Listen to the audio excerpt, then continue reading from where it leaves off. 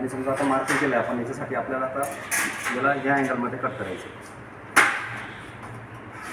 तर विद्यार्थी काय करणार, ह्या पद्धतीने त्याला मार्किंग करून घेणार आणि मग स्मिथच्या सामने त्याला कट करून घेणार. बरोबर की तर ह्या पद्धतीने जर याला कट करायचं असेल तर याला आपण असंही पकडून कट करू शकतो.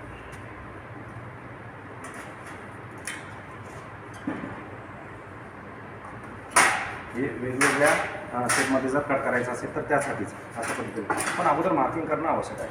आता याच्यानंतर काय आहे की आपल्याला एक समजा थोडक्यात एक ट्रे बनवायचा.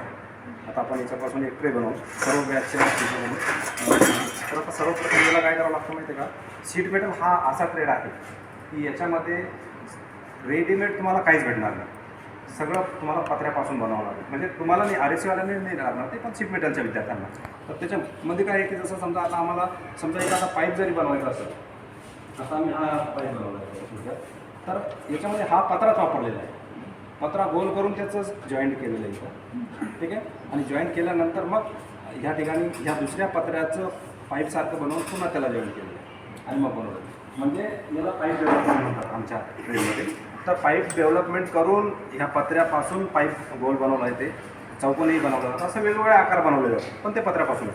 आता ह्या पत्र्यापासून समजा आपल्याला एक ट्रे बनवायचा आहे, ठीक आहे. तर तो बनविण्यासाठीचं काय आहे की सर्वप्रथम त्याची आपल्याला मार्किंग करून घ्यावी लागणार की आपल्याला पाहिजे त्या मापामध्ये मापच घेऊ आपण.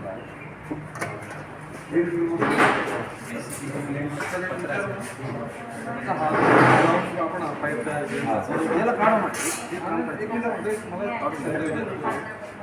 बरोबर. हा जर सणा हा तुमचा सरळ असेल त्यावेळेस हा जो तुम्ही अँगल घेतलेला आहे हा पोर्शन हा इकडे दुसरा सेम इन टू 45 डिग्रीमध्ये आलेला आहे. याच्यासाठी हे कसं मार्किंग करायचं, हे काय करावं लागतं म्हणजे सर, याचं जेव्हा पत्रा तुम्ही कट केला आहे ना त्याचं आम्ही पाईप डेव्हलपमेंट करून